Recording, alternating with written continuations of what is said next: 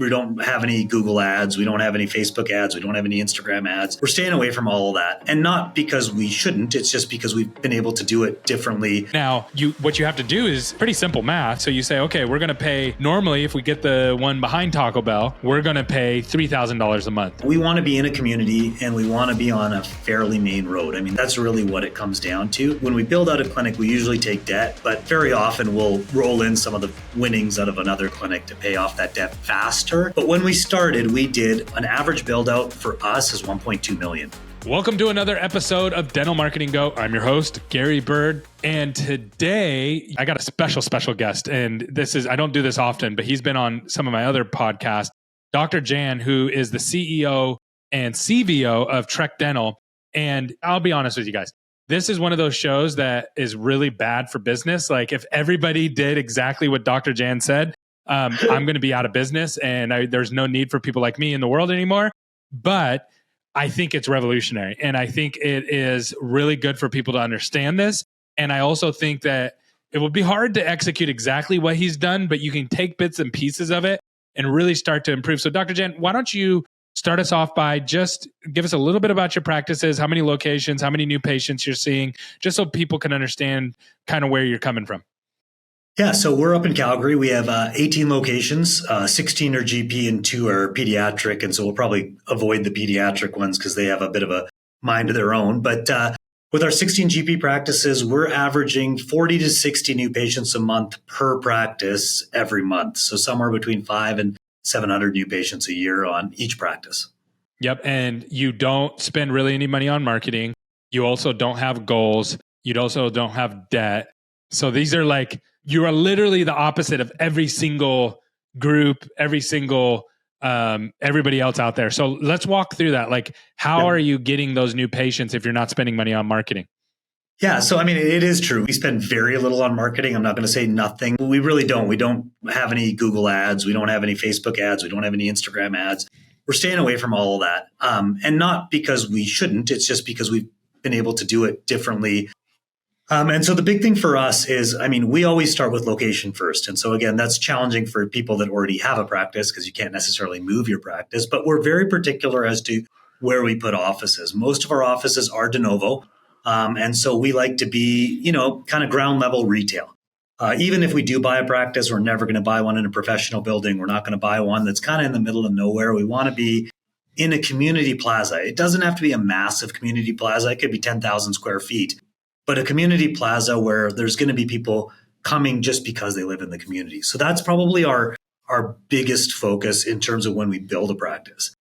And then it's kind of how do they get into the practice and why do they stick around? And we believe a lot of that has to do with our Google reviews. Most of our large offices, any office that, again, we've had over 5 to 7 years and has, that 7 operatory kind of span, they're averaging at least over, right now, mostly are over 500, 500 Google reviews at an average of, 4.8, 4.9. And so we know that people do look at that, right?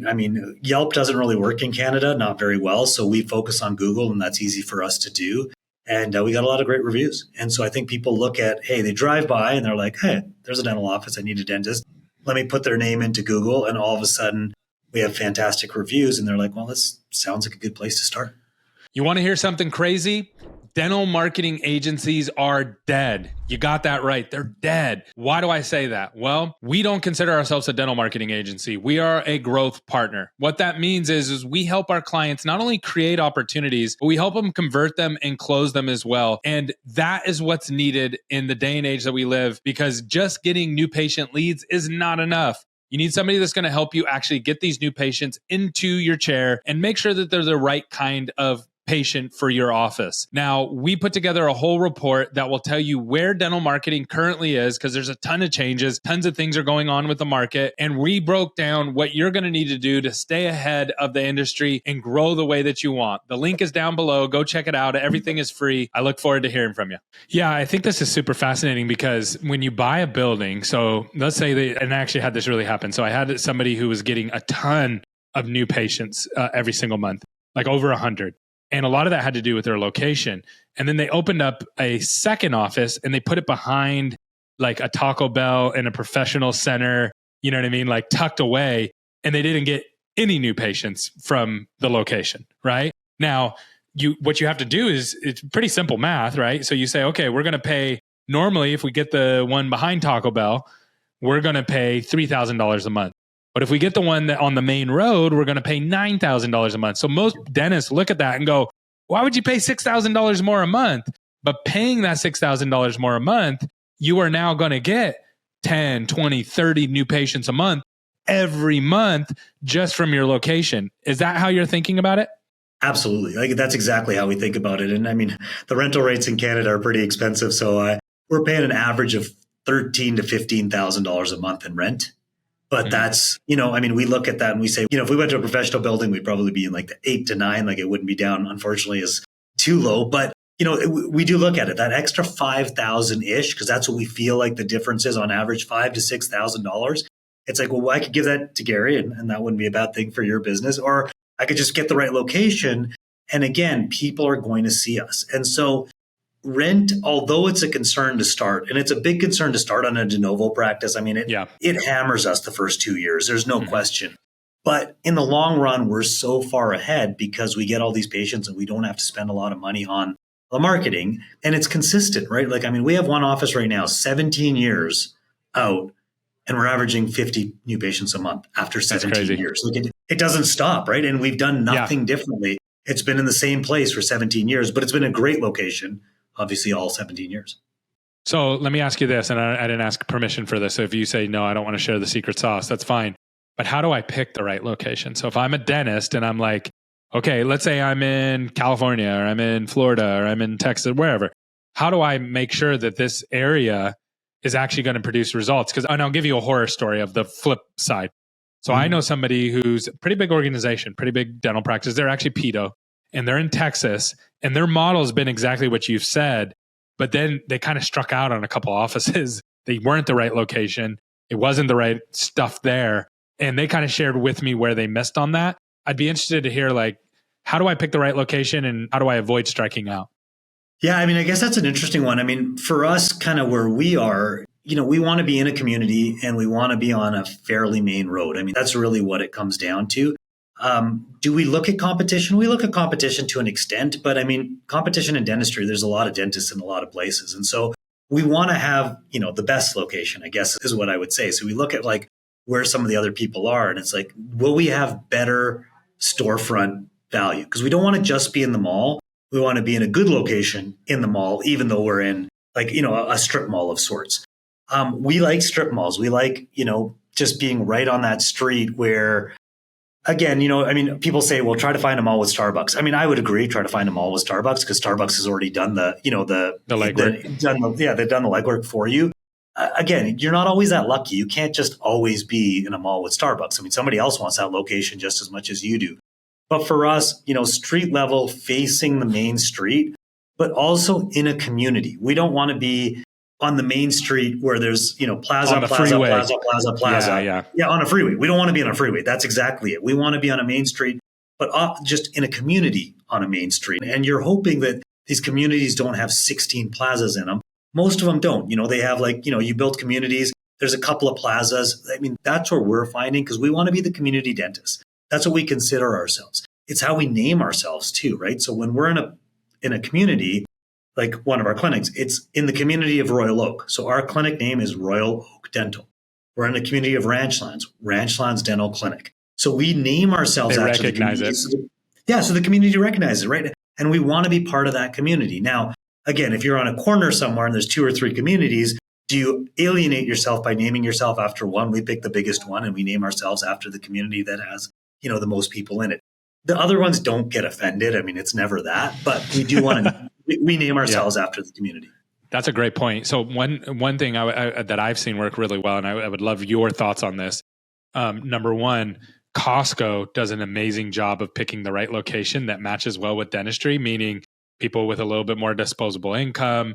They just do a really good job of getting in those right neighborhoods. Not saying you want to be in a parking lot with Costco because they're kind of big, but in that site, that line of sight where Costco is, and then being in the line of where people go to school, where they take their kids to school, like being in that line. If you're in agreement with, I don't have to go out of my way. It's on the way.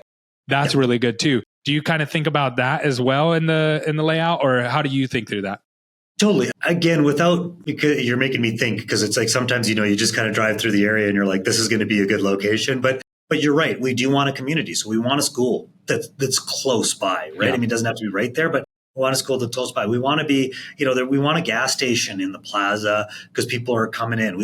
Our ideal is a grocery store, to be honest. Like if we could pick every location, we want to be in a location with a grocery store. I actually don't want to be in a location with Costco, to be honest. It's too big.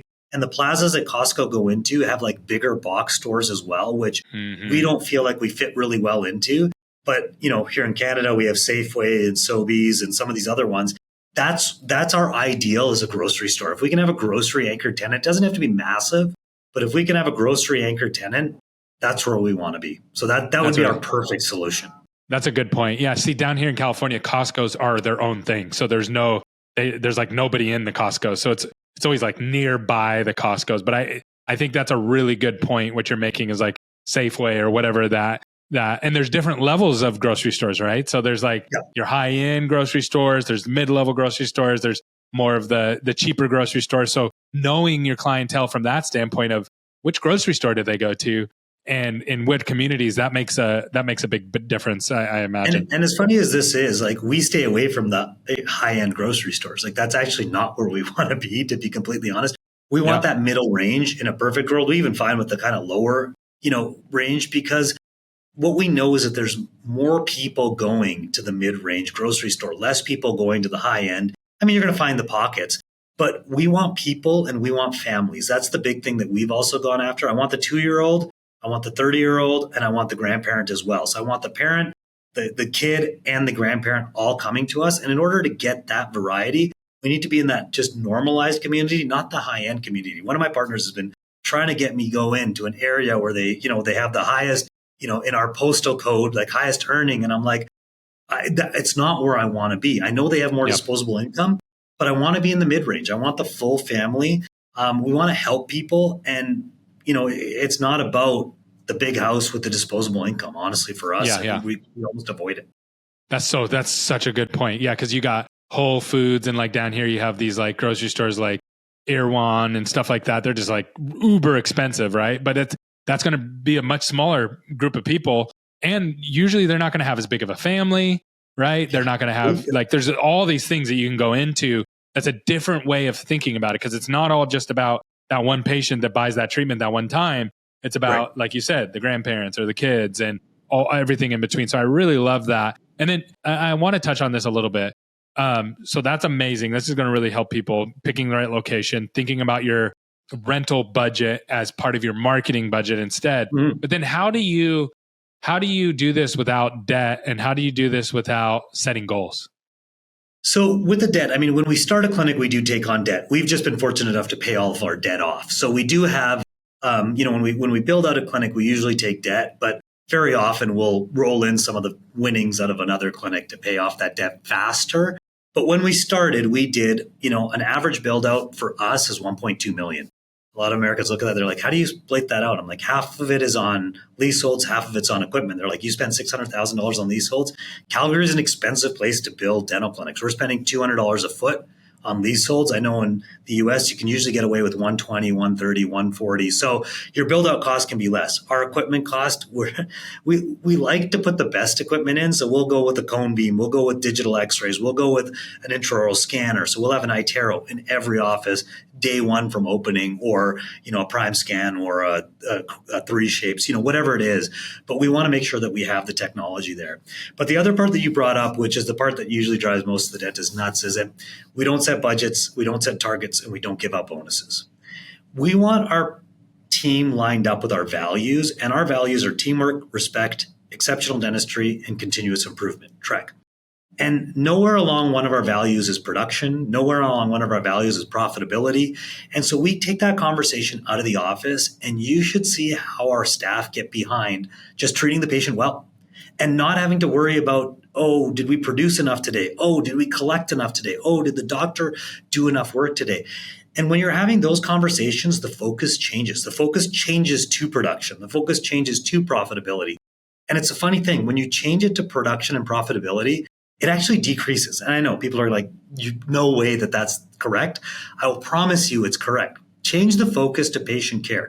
Change how are we going to make the experience the best experience ever? And all of a sudden, things just start to happen. Like none of our staff get a bonus and they work really hard because we don't have to like say, well, if you worked harder, you'll make a little bit more money, right? Read the book by Daniel Pink, Drive. I love that book. And he says, if I could pay you 10% more and you'd work 10% harder, I should fire you. Because my expectation when I hired you was that you'd work at 100%.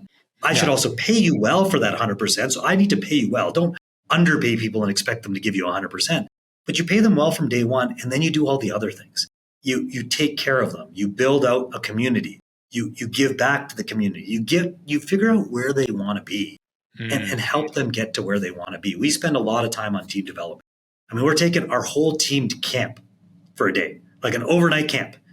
And people are like, well, what are you going to do there? I'm like, I don't know. We're going to have some fun. We're going to have a couple of meetings. But, there's 2 hours of meetings and 6 hours of fun. That's what a day looks like to give back to your team. We're not really talking about dentistry. Yes, we're going to talk a little bit for sure, but it's going to be more motivational, more like, hey, how can we get together and do better things? And then like, let them do fun stuff. And they're getting, and this is part of their pay. Like that is paid. Is like, they go to camp, they get paid to be there. Yep. I love it. So when you started your practice, did you have all of these things intact or did you build this mindset over time? Yeah, so interesting. So my parents are dentists. My dad's a dentist. My mom was the office manager.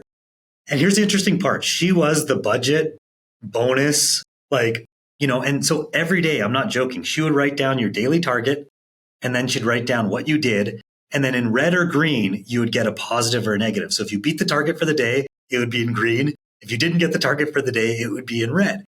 And I came in and I'm like, Mom, like you want me to work harder because you're putting that up there. I'm going to do what I can in a day. Like I can only do what I can in a day. I'm not going to create dentistry because I didn't make my target. And I'm not going to like go home early. I'm like, I'm going to work hard. And I'm like, if we trust our people to work hard every single day, like if we say, hey, we're going to come in here and we're going to work hard, is that bonus going to make a difference? And she still believed it did. And I started to prove to her slowly over time it didn't. And then one day I just came back and I said, forget it. I said, what is our average bonus over the year? And we worked out to be about $2.30 an hour. That's what the bonus that the staff were making on a monthly, yearly basis. So I came back January after coming back and reading this book. And I just said, everybody gets a $2 raise and the bonuses are gone. And the staff are like, this is fantastic. Like, I'm like, I'm going to pay you your bonus right now. What they didn't quite understand, and we didn't take anything away from them, but it almost saved us money in a technical sense. Like, some months they made more, some months they made less, but when you average it out, it's about the same. We just gave it to them. They were going to get there at the end of the year anyways. So let's take that conversation out. Let's stop talking about how did we do this month? Did we hit our target? Did we hit our bonus? We just said, this is what you average get.